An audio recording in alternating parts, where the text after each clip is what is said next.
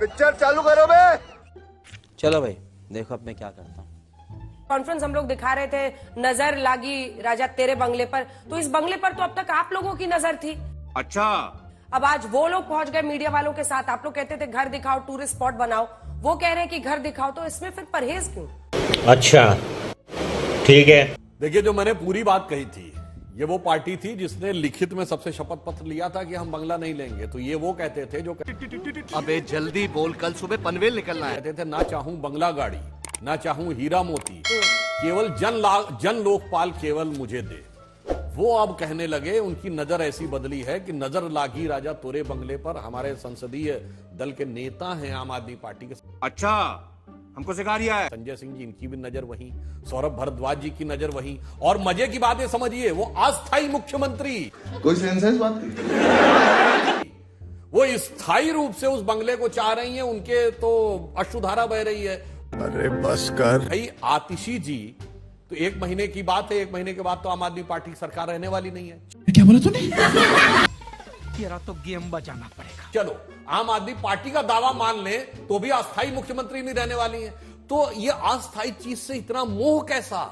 गीता का ज्ञान समझिए, इतना मोह नहीं करना चाहिए। जो फेंको, फेंको अपनी पूरी शक्ति के साथ फेंको। तो आपको मात्र चंद दिनों के लिए मिला है, और उसमें भी आपको चुनाव की आचार संहिता लगी हुई है। जो आज तुम्हारा है, कल किसी और का था, आगे किसी और का होगा।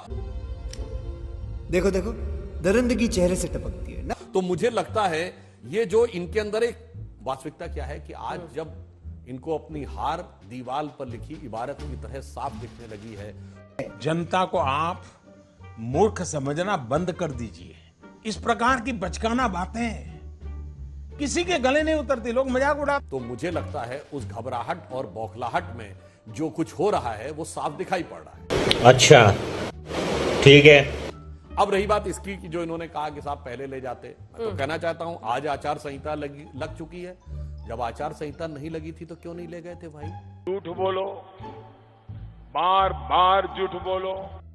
यही नहीं, अभी और सुनिए जी। अब आप मोर्चा संभालिए और बताइए कि आज सुबह आप लोग कर क्या रहे थे? अभी मजा आएगा ना भिड़ो।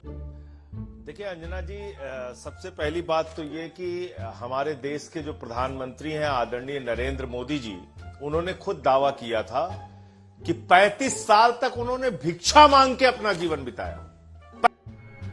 35 साल तक, कितने लंबे समय तक उन्होंने भिक्षा मांग के अपना जीवन बिताया।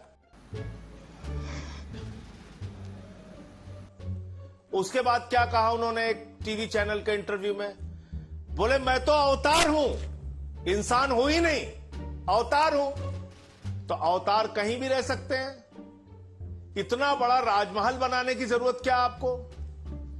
बात तो सही है।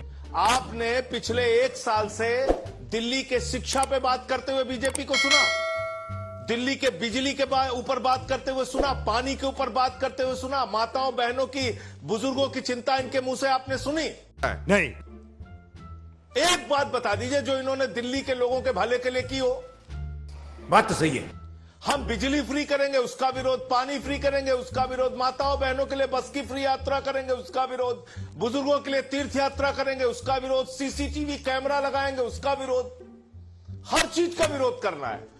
बेशर्मो, शर्म करो शर्म। दूसरी बात, जब हमने कहा कि हम आपका राजमहल देख, पहले तो आपने वहां दिखाया नहीं, ना सोने का टॉयलेट दिखाया, ना स्विमिंग पूल दिखाया, ना मिनी बार दिखाया। इसका मतलब ये सारी की सारी बातें भारतीय जनता पार्टी के द्वारा झूठ फैलाई जा रही थी, इसीलिए हम इनको भारतीय झूठा पार्टी कहते हैं। शाबाश बेटा। जहां तक प्रधानमंत्री आवास का सवाल है, जब हम वहां पर गए कि भाई कितने 100 करोड़ की कालीन लगी हुई है, कितने 100 करोड़ का झूमर लगा हुआ है, 2700 करोड़ का तुम्हारा मकान बना हुआ है, आप उसको भी दिखाइए। 10-10 लाख की पेन हम देखना चाहते हैं।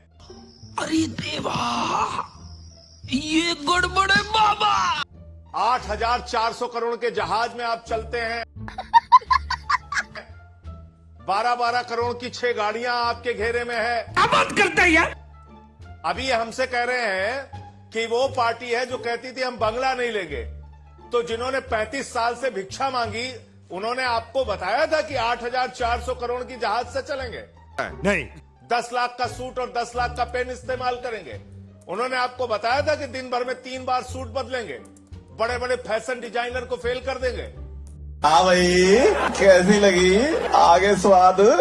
कहाँ बताया था प्रधानमंत्री जी ने? वो तो कह रहे थे हम चाय वाले हैं, बड़ा गरीबी से हम निकले हुए हैं और 35 साल तो हमने भिक्षा मांगी है।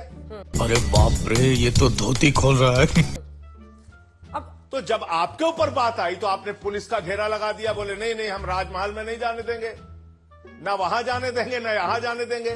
वाह बेटा, लगता है तुम गू खा के ही मानोगे। तो हम चाहते हैं इन मुद्दों पे या तो अगर आपको बहस करना, हम डेली बहस करने को तैयार हैं, या इस पे विराम देके दिल्ली के जनता के हितों की बात कीजिए ना आप।